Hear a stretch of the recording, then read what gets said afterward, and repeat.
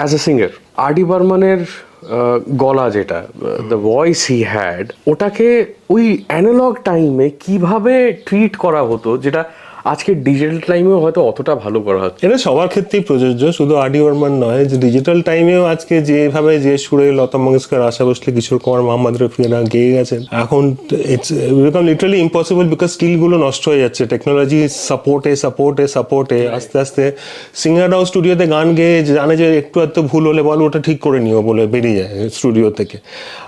কিন্তু সেটা তো যেহেতু অপশন ছিল না, তখন কেউ অ্যাফোর্ডই করতে পারতো না যে আমার একটা গান বেরোবে তাতে প্রবাবলি একটা নোট হয়তো একটু আউট অফ পিচ।